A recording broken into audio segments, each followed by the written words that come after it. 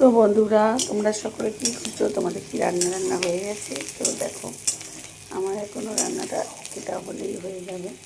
তো আমি ভালো করে পেঁয়াজটা ভেজে নিচ্ছি। ভেজে নিয়ে এর সঙ্গে কাঁচা চিংড়িটা তুলে দিলাম।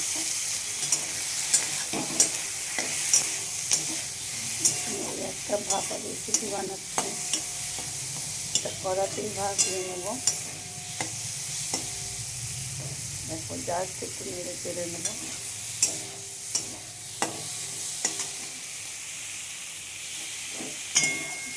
দিলাম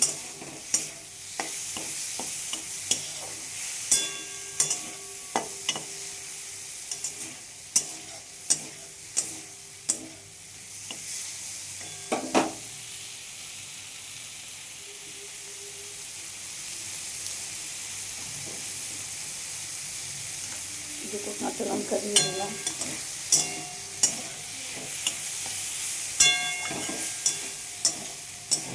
জাস্ট একটু নেড়ে চেড়ে দিলাম, জাস্ট কিছু করবো না। এরপর দিয়ে দেবো এইটা সর্ষে পোস্ত,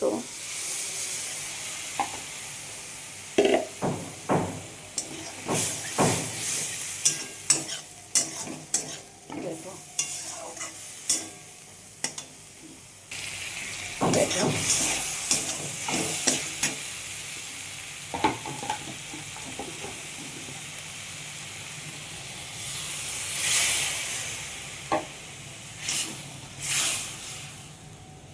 এর মধ্যে জাস্ট ফুটে উঠবে।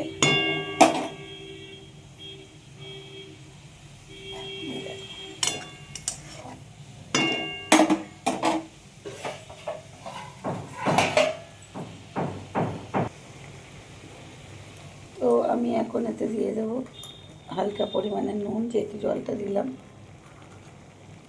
মিষ্টির জন্য একটু বাতাসা, যদি মনে হয় একটুখানি কালো লঙ্কা বাটা।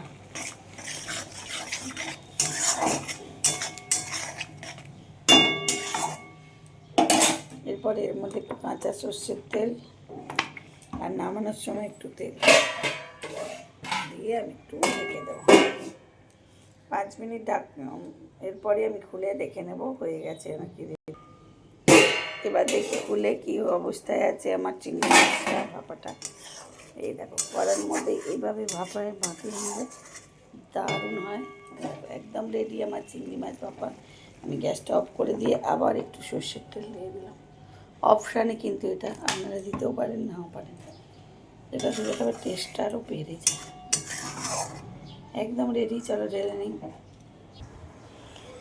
দেখো, কড়ার মধ্যে চিংড়ি মাছ ভাপাটা আমার একদম রেডি হয়ে গেছে। দেখো, এই পদ্ধতিতে চিংড়ি মাছ ভাপা করলে দারুণ টেস্টি, আরও অসাধারণ হয়। দেখো, তো যদি ভালো লাগে প্লিজ শেয়ার কমেন্ট লাইক করে পাশে থাকার অনুরোধ রইল বন্ধুরা।